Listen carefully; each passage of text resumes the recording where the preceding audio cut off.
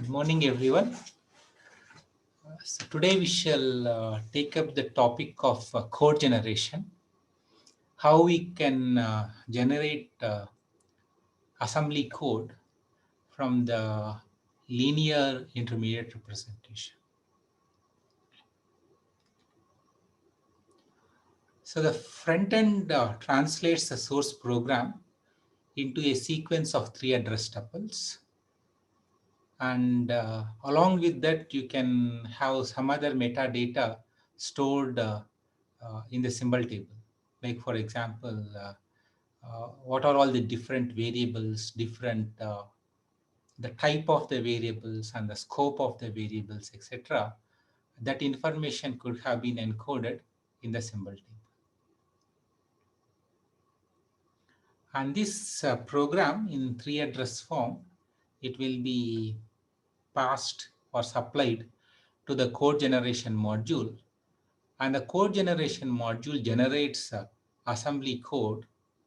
And there are two possibilities. It can generate assembly code with real registers, and this assembly code could be, we can use an assembler to translate this assembly code and generate an executable file.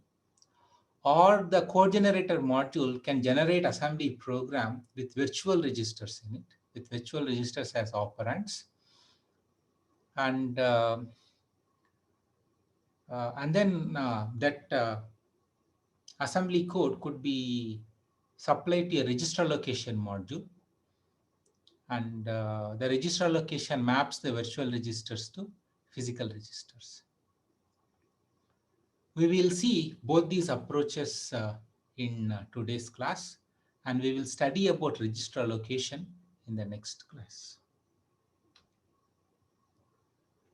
So in this class, we look at an extremely simple code generation module, and we use what is called as a NASM is an assembler, and we use x86 64 instruction set architecture or IA32 instruction set architecture as the target architecture.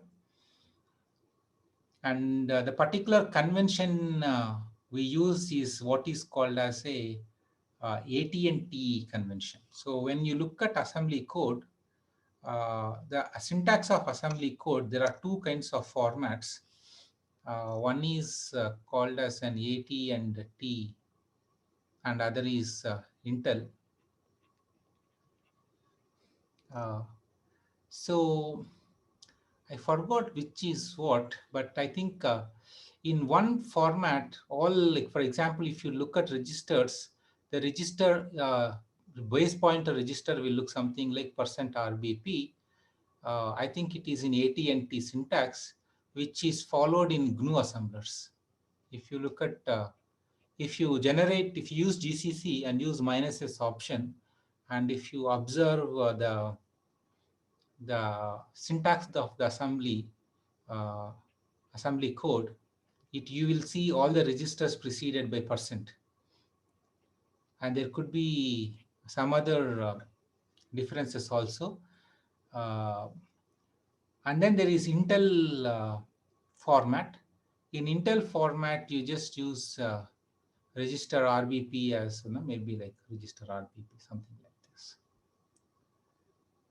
It's not very relevant it's not too important for the discussion in today's lecture, but I want to point this out because when you are trying to look at assembly code, there are broadly two syntax conventions, assembly syntax conventions. One is the AT&T convention, the other is the Intel convention. And GNU libraries, GNU, GCC, all of them, they use GNU assembler, they use AT&T syntax.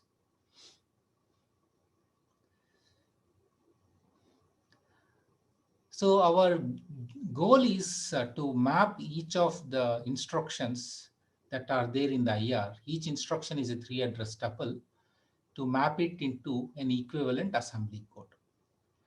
We first take this particular approach called as a memory to memory model, where we translate the code, is where we map the tree-address tuple into a sequence of assembly language instructions using real registers, no virtual registers. Like for example, here EAX, EBP, these are registers in the IA32 instruction set architecture. And so IA32 or x86-64, this is x86_64 instruction set architecture. So let's take a tuple x is equal to y plus z, and let's assume x, y, and z are integers, and these are local variables. And remember, local variables are allocated memory on the stack. We have seen this in the last class. And if you see what we have here, let's say this is the function that is present on the top. And starting from here, this is, if you see here, starting from here to here, between these two red lines, this is the activation record of the function which is on the top of the call stack. And local variables and at the EBP points, and these are higher memory addresses, these are lower memory addresses. So EBP points to EBP, this EBP. So remember, let's say this is EBP points to the first byte, because this is the lowest byte and then this is the next byte, so on and so forth, because addresses are growing from here to here.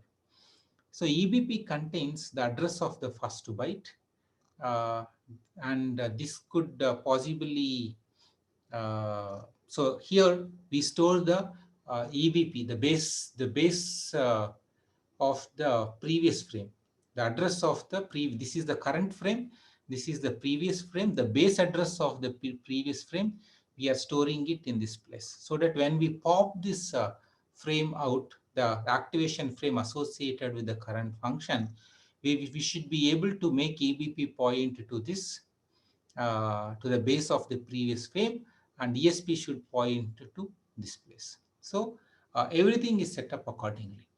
Well, in any case, so the address of the local variable temp, you can see, is at an offset -4 from the base pointer register, and the address of the local variable n is at an offset -8 from the base pointer register.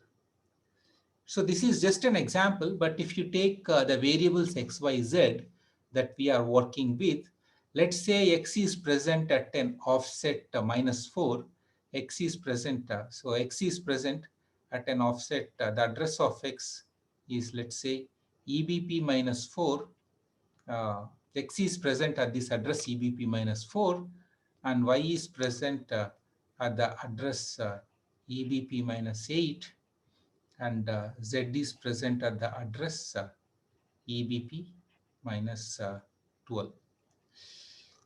So actually the particular way in which I have written, it's not right, because usually we put this bracket around to indicate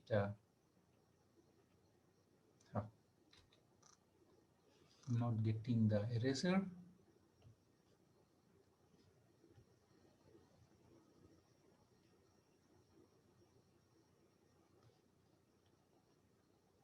Just give me a minute. For some reason, the eraser is not working.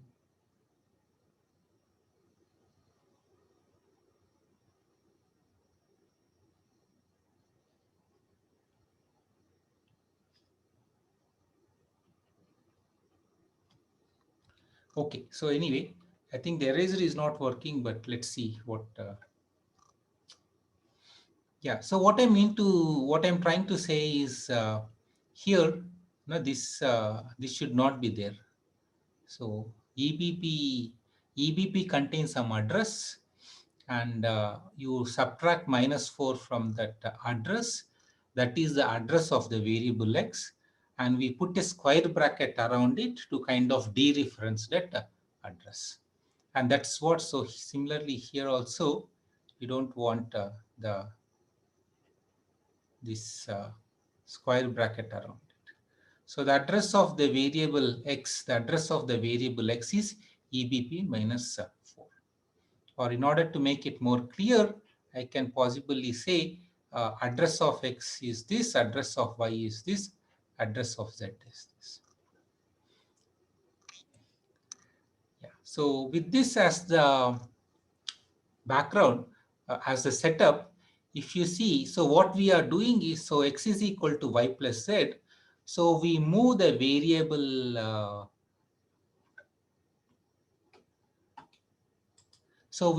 variable y into the register X here. This is what this instruction does. And we are adding the contents of register EAX to, yeah, so this is, no, sorry. We are adding, so this is Y. Remember, this is Y. And we are adding the content of memory location Z. This is Z to the register EAX. And then the contents of register EAX, that is Y plus Z, is moved to the location, this particular location. This is nothing but the location associated with X. So this is how we are able to generate machine code equivalent to the 3-address tuple X is equal to Y plus Z, where the variables X, Y, and Z are local variables.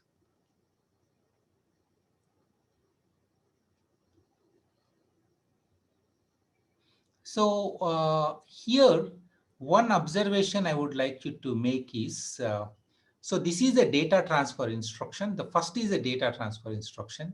That's a load instruction. This is actually a load instruction. And this is actually a store instruction. What is a store instruction? A store instructions move data from the processor register to memory. A load instructions move data from the memory to the processor's register.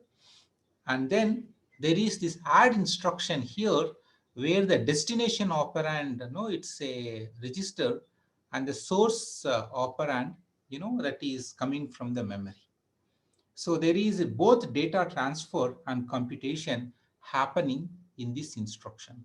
Such kind of instructions are possible in only what are called as CISC instruction set architectures, where one of the operands can be present in the memory.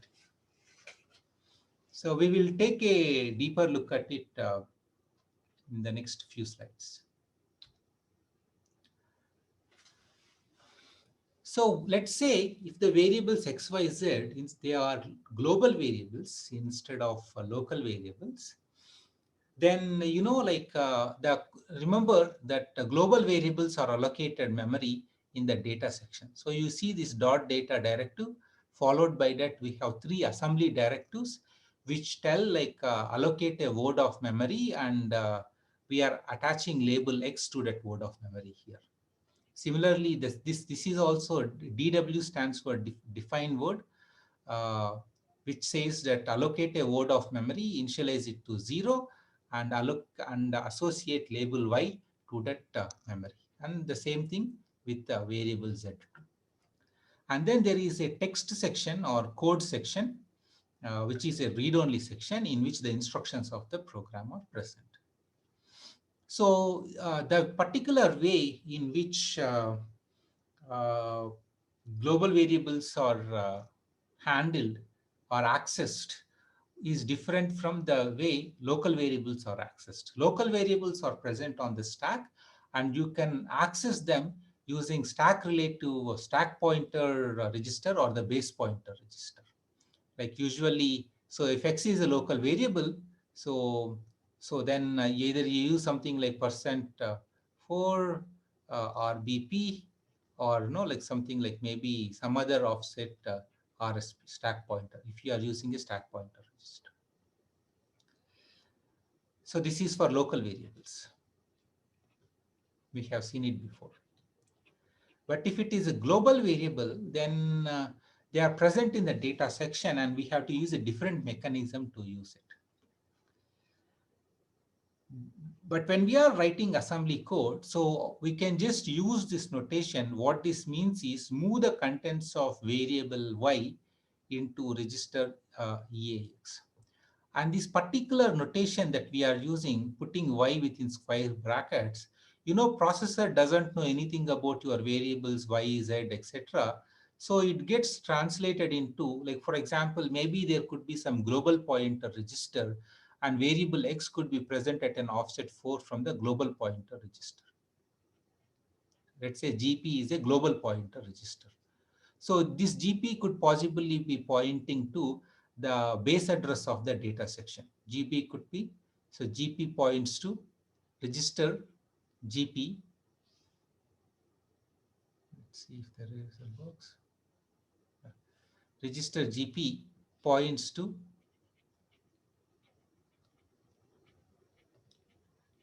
base address of data section.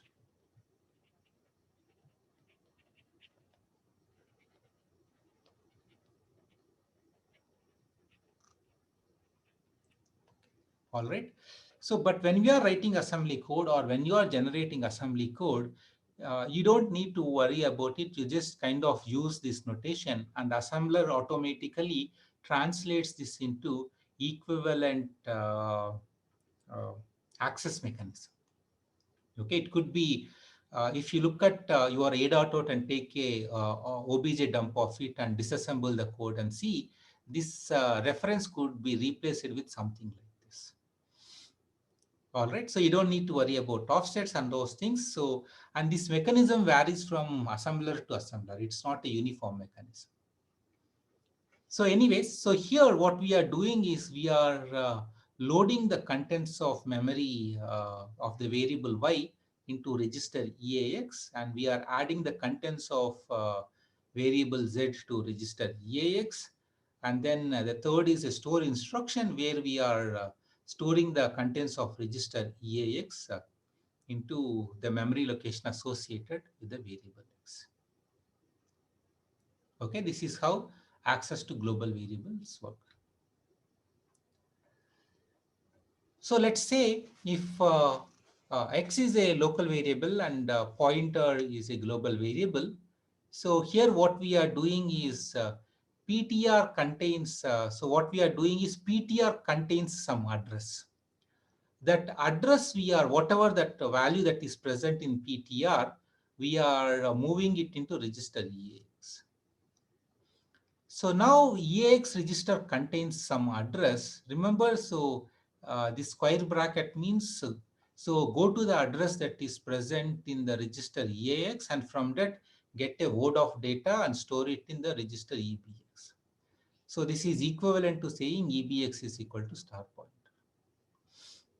And then we are moving the contents of EBX to the memory location associated with X, and X is present on the stack. So because of that, we use this particular addressing mechanism. Great. Um,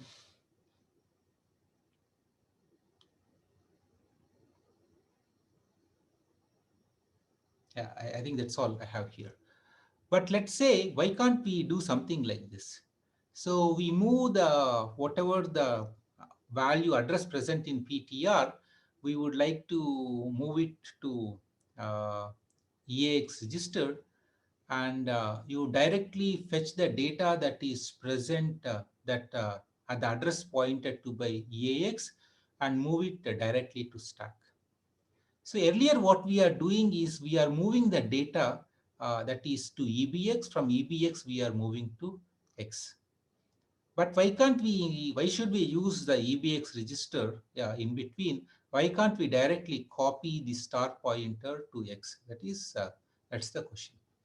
The answer to this is in most processors or in almost all processors, within the same instruction, it is not possible to read something from the memory and write something to the memory within the same instruction. With in most such kinds of instructions are rare. So there might be instructions, but I'm not sure. But usually, having read and write within the same instruction, it is very few such instructions will be there, if at all they are present.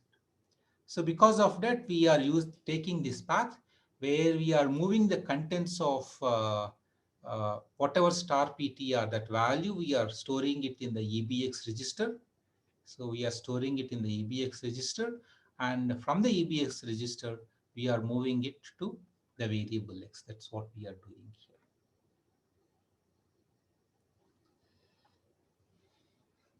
So the understanding here is when we are trying to do code generation, you need to know the underlying instruction set architecture. So without that, it's not possible to do this code generation.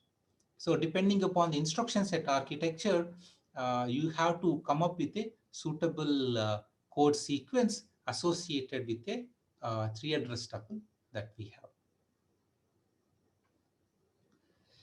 And if X is Boolean, let's say if X is Boolean, and if we have something like this is a control transfer statement, that is if the variable X is false, then go to L.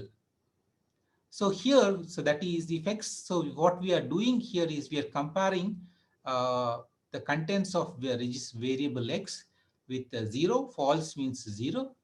And so in the next instruction, if this condition turns out to be true, then some flags register in the processor will be set.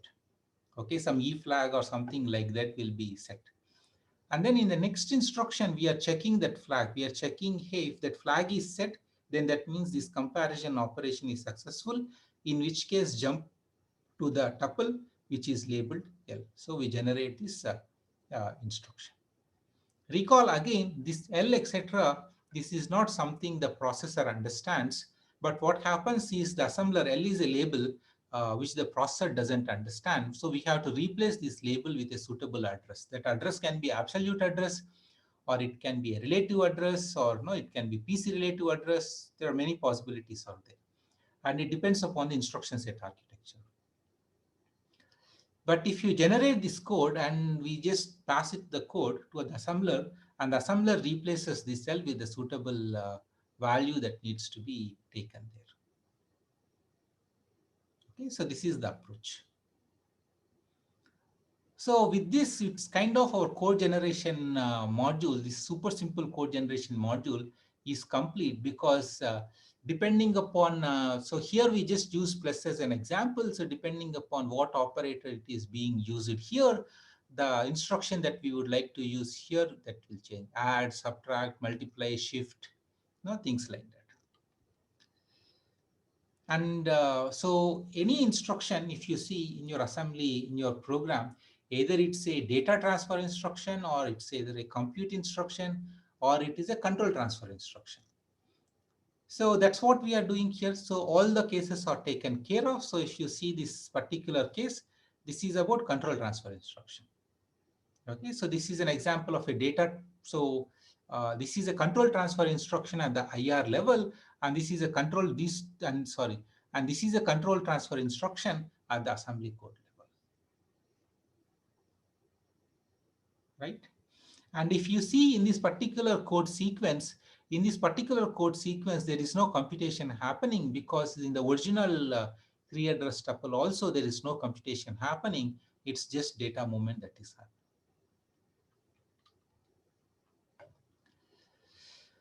So great. So the great thing about the super simple code generator is you can just follow this strategy and generate assembly code, and that assembly code is ready for execution on a on your processor. That's it. Okay, so you just make a pass over IR. In fact, you may know it may not even be necessary for you to generate a linear IR if you don't want to do any optimizations. So you can just write an AST pass to generate assembly code, which can be compiled and which can be executed on the target machine. But the problem, of course, is that the amount of data transfer, the data movement that is happening in the super simple code generator is so much that that we are the most of the time the processor is just waiting for data to come. Like for example, here in order to execute this instruction x is equal to y plus z, so we are using two load instructions and one store instruction and one compute instruction. So two loads and one store and then one compute instruction. That is, if you see one out of four instructions is compute, the other three are memory transfer instructions. And note that the memory transfers are very expensive. Whenever you try to go and touch the memory, so your processor has to wait for maybe if you, depending upon whether the data is present in the cache or present in the main memory, you may have to wait for 2200 clock cycles, for example. That means your program will run terribly slow. Like, let's say if everything is going to main memory, then approximately 300 clock cycles are spent in data transfer, and one clock cycle is done, use it for computation. So most of the time your CPU is just waiting for data. Okay, so very extremely pathetic performance you will get. So we want to generate code in such a way the number of times we visit the main memory gets reduced. Okay. So in order to do that, what we do is we take a different code generation approach. We take a different code generation approach, and then we follow it with a register allocation module. So let's see the new code generation approach. So in the new code generation approach, which is called as a register to register model, earlier it is called as a memory to memory model. So here we construct a control flow graph using three address representation of the program. Identify, and then we figure out which variables are can safely reside in registers. And then we make a pass over the control flow graph generating assembly code. Assuming that the target machine contains infinitely many registers, and we call these registers as virtual registers. And then we run a register allocation algorithm which maps these virtual registers to physical registers. And finally, we generate code with the actual registers in place. And the code that got generated after step 5 is ready for execution on the target machine. I don't know how many of you noticed when we were discussing LLVM IR. So when we were discussing LLVM IR, so if you ask LLVM, the front end, to generate IR using -O0 option, then what happens is the particular way in which the IR gets generated is using the memory to memory model, where if you have something like x is equal to y plus z, then data y and z will be fetched from, there will be instructions to fetch y and z from the memory to registers, add them up and store them back to the memory again. So if you take that IR and try to uh, so you try to optimize that IR is not even amenable for much optimization, and the performance of that code will be extremely bad. But what we do is we take this in practice. So we take this code which is memory bound, which is generated in the memory to memory model, and use mem2reg optimization pass. When we use mem2reg optimization pass, then the IR gets translated and the IR gets generated, and the translated IR will contain many virtual registers. That is, the memory accesses are promoted to the variables are promoted to virtual registers, and and all these registers, and the code is in SSA form. So if you, after you apply mem2reg optimization, the properties of IR, there are two things. One is it is in SSA form, and the number of registers, the underlying target architecture, which uh, the LLVM, this mem2reg optimization pass assumes, is infinite register machine. These are virtual registers, of course. And then what happens is after this, many optimizations will be applied. So the code is in SSA form. It is amenable for applying many optimizations. So the IR consists of a combination of, whenever a variable can be promoted to a virtual register, it will be promoted. And if a variable is not safe to be promoted to a virtual register, we still use the previous approach, wherein we, whenever that variable is accessed, we fetch it from the memory. Whatever the things that we would like to do, you do it with it, and then store the result back to that variable, right? So this is further optimizations. This is very, very important thing, optimizations. This, and after all these optimizations are done, so register allocation happens. In the next class, not in the next class, in the next week, we will see how we can do register allocation on SSA form IR with infinite registers or virtual registers present in that IR. So that is the topic for the next week. So today we'll just focus on how to generate code, how to generate IR with virtual registers in it. So here you can see we are using the variables A, B, C, D, E, T1 and T2, and each of them they are assigned a virtual register. And you can see, let's assume these are all global variables.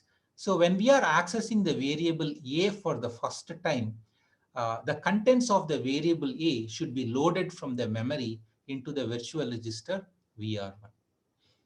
And in fact, you will see in LLVM IR also, when you access a variable for the first time, you will see an instruction which loads that instruction from the memory to a virtual register. You will see that in LLVM IR also. And then you are accessing B for the first time. So we move the contents of variable B into some virtual register VR2. And now we want to add the contents of VR1 and VR2 and store it in register T1. Sorry, in the variable T1. Variable T1 is allocated virtual register VR6. So we are moving VR2 to VR6. That is, we are moving B to VR6, and then we are adding A to VR6. And remember, VR6 is corresponds to the variable T1.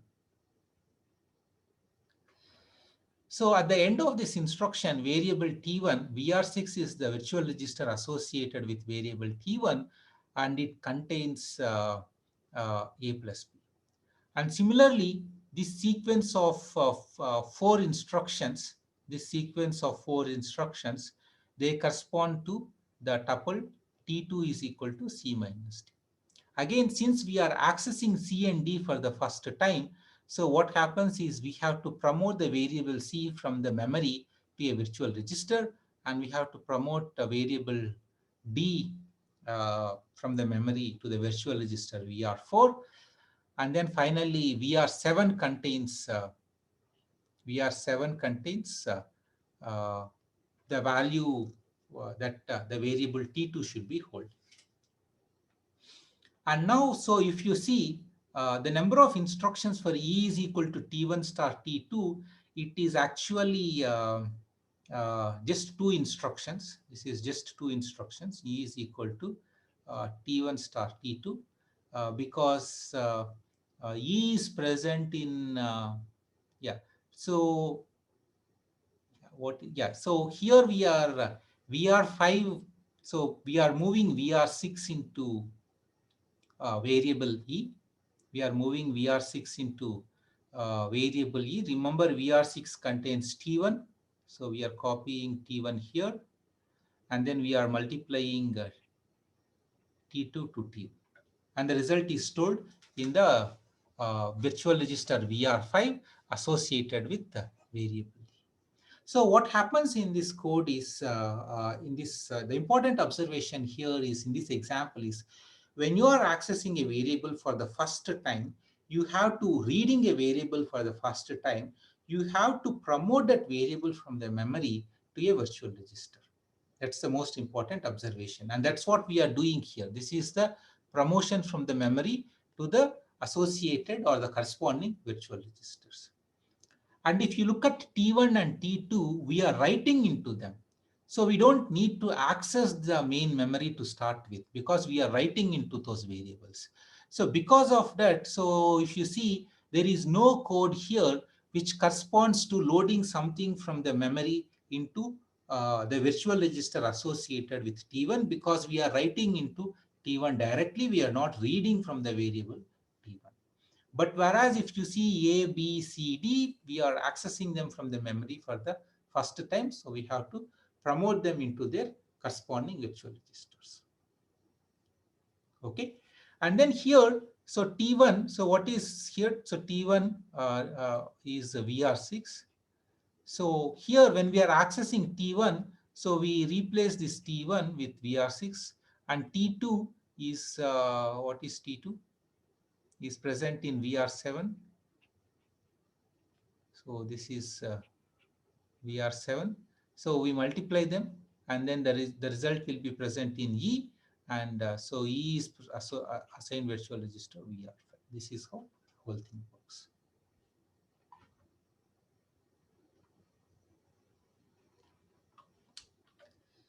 Now let's get going. So here is an interesting code. So we have the variables A, PTR, and T1.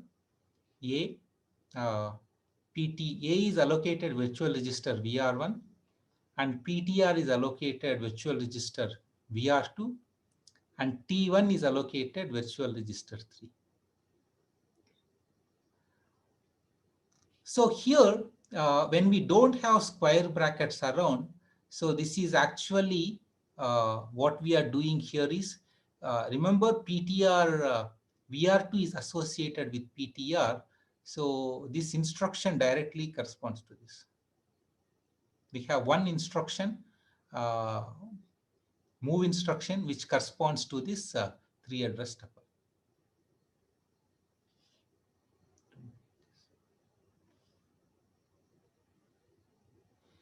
And then we are incrementing the value of the variable A. So we are moving the contents of A into VR1. This is, we are accessing A for the first time. You promote it to virtual register VR1 and you increment it here. So these two instructions, they correspond to this statement. And here what we are doing is we are saying T1 is equal to star pointer. So what we are doing is we are reading the contents of the memory location associated with E. This is what it is. So here is a problem.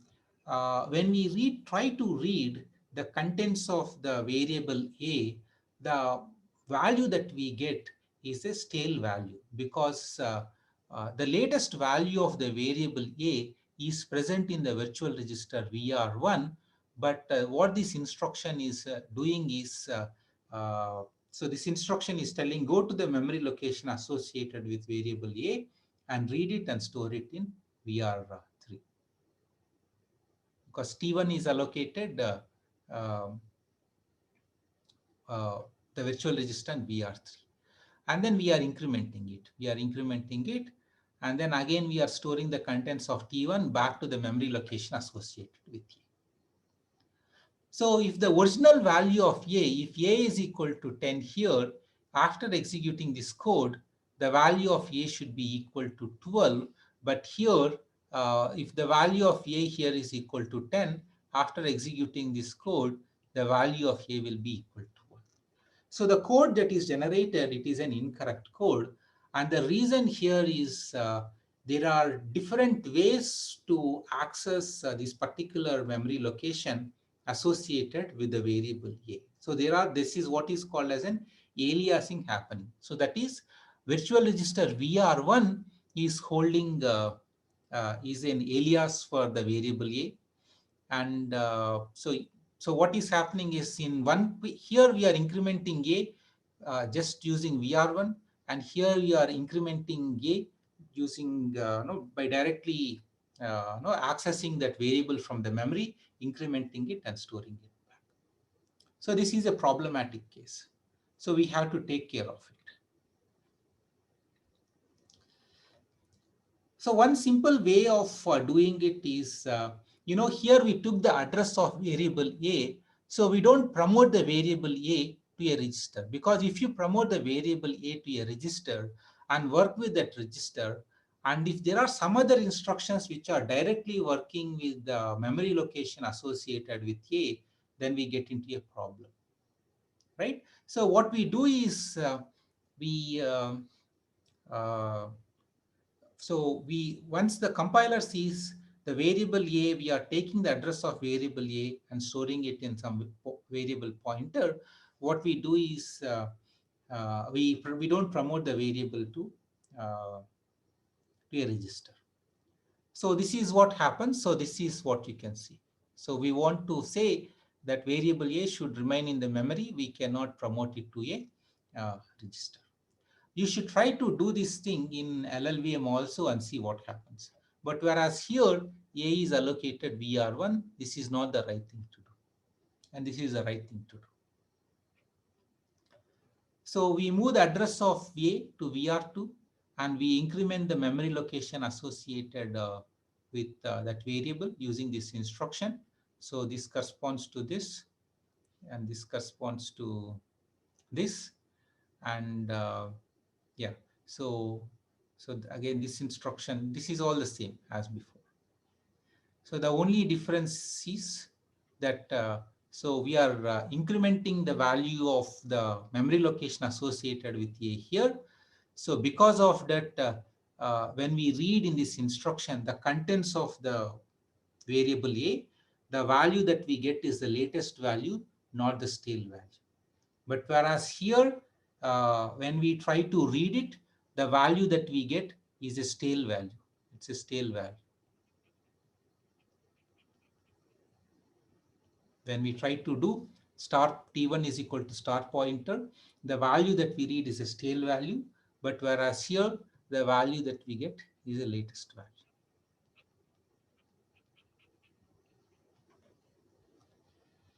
Nice. Uh, yeah, now let's see one more example. So here we have the code x is equal to y plus z, and if x is greater than 0, take the address of y, else take the address of z. So here when we look at this code, then, so based on this code, uh, like we are taking the address of both the variables y and z, but we don't know which part of whether if part will be executed or the else part will be executed. And if it is in a loop, sometimes the if part could be executed and sometimes the else part could be executed. Or it could be the case 99.99% of the time the if part is executed, only in 0.0001% of the cases the else part is executed. All these things are possible. But in the absence of any other deep analysis, we just have to safely assume that the variables y and z are not safe to be promoted to a register. So they just remain in the memory. But if there are some dynamic compilation approaches in which as the code is getting executed, if you know 99.99% of the cases, if only if part is executed, then we can try to promote the variable that is present in the else part to a register, and that could give you some performance benefits. So these things are kind of possible in JIT compilers, just-in-time compilers. But the point here is uh, both we are taking the address of both the variables y and z. We don't know, in the absence of any deeper analysis, we cannot say anything about them. So it is safe to assume that they are not suitable for promoting to registers.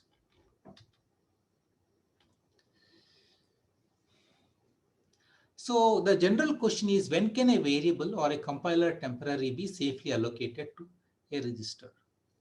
So the basic criteria is this, that when only one name can reference its value. So if there are two variables x and y which refer to the same memory location, then we are in trouble, because using, so if you promote x to some register VR1, and we are working with this register, and let's say if y is promoted to some other register vr2, then what happens is what we get is at the end of the computation, it's a total garbage. So when there are aliases, it's a problem. We don't want aliases. Uh, so of course, pointers we have seen, and call by reference parameters. So in C we use call by value, but there are some programming languages. I think in C++ also it is possible to have call by reference. So like for example here, if it is call by reference, this is not, this is, let's say the parameter passing mechanism is call by reference. In call by reference, what happens is if you modify x, then this is, let's say this is main, and in main you're calling something like fun z. So if you modify x, the value of z also gets modified. It will be a problem, but because let's say if z is allocated in this part of code, if z is allocated some virtual register, let's say vr10, then what happens is you pass z through call by reference parameter uh, passing mechanism to the function fun, and if x and if it gets modified, it will not be reflected, because after this when we use z, we are using the value of vr10. Okay, whatever register vr10 we are using here wherever z is present, but vr10 doesn't contain the value that got updated when this function call fun is being made. So it's a problematic case. So when there are call by reference parameter passing call by reference parameters, then again it's not suitable to promote the variables that we are passing as parameters to registers. And variables with global scope, right? Like for example, let's say there is a variable x here. So x is a global variable. Let's say there's a global variable, let's use y. So there is a global variable y there. Uh, so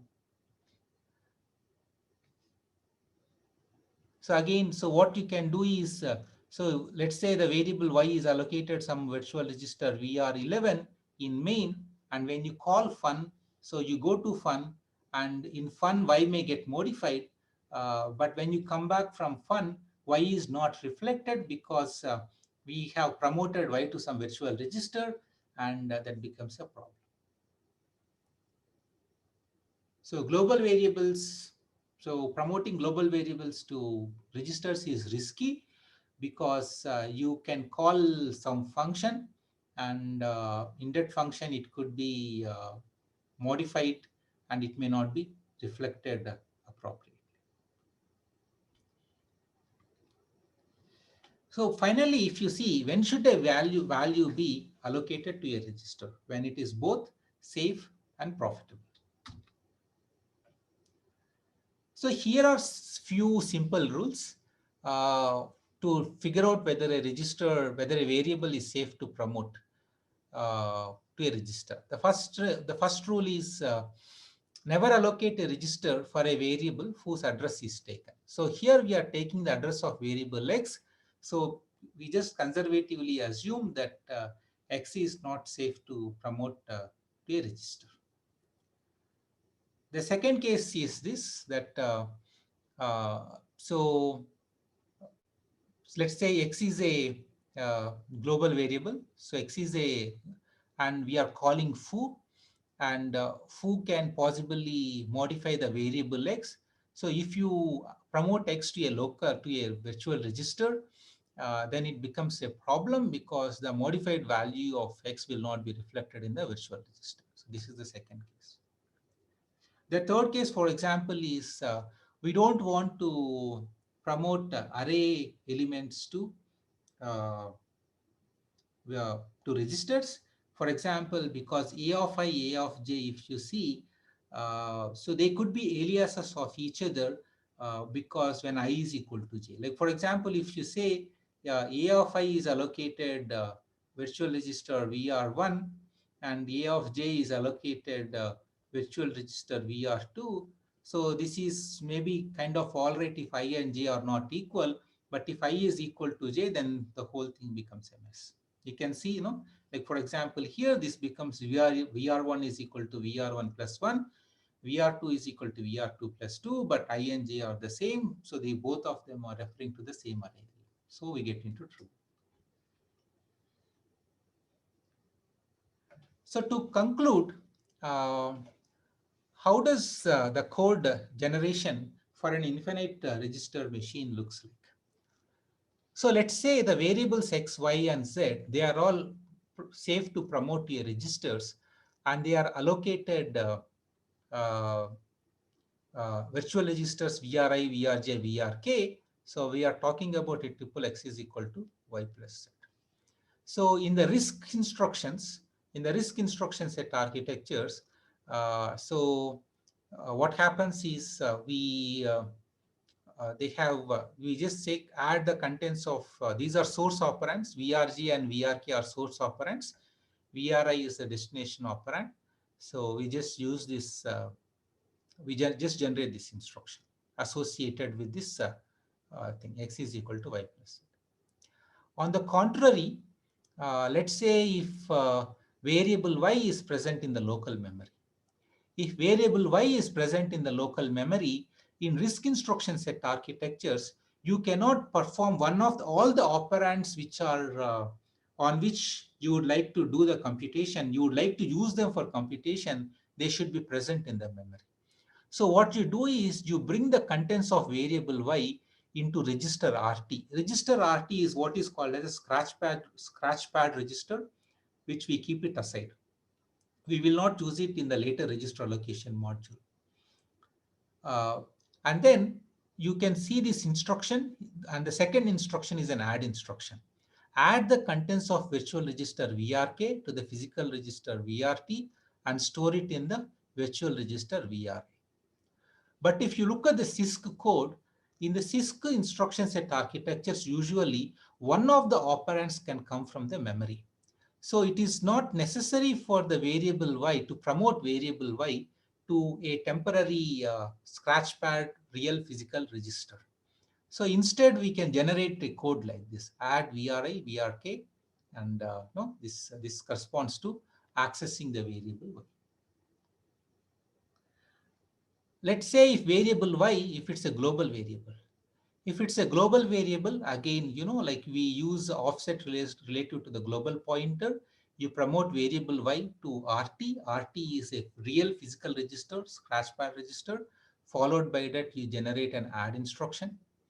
And if it is a CISC code, again, one of the operands can come from the memory, not a problem. So one operand is coming from the memory, another operand is a virtual register, and the destination operand is also a virtual register. VRA corresponding to X. Let's say if the destination operand is a local variable, in which case, but Y and Z, they are present in virtual registers. So you add VRJ and VRK and you store it in a physical register RT, a scratchpad register, and you store the contents of RT into the memory location associated with the variable X. Here there is a bug because, there is no bug here. It's good only. Yeah. This artx indicates the offset of x relative to the base pointer register. But on the contrary, in the CISC code, one of the operands again can be present in the memory. So you add these two registers and store the result back in the memory. This is how we generate the CISC code here. Let's say if x, y, and z, they are not at all of them cannot be promoted to memory, then what we do is we promote y to the scratchpad register RT, we promote z to the scratchpad register RU, we add RT and RU and store it in RS, and we store the contents of RS to the memory location associated with X. This is how you generate code in a RISC instruction set architecture.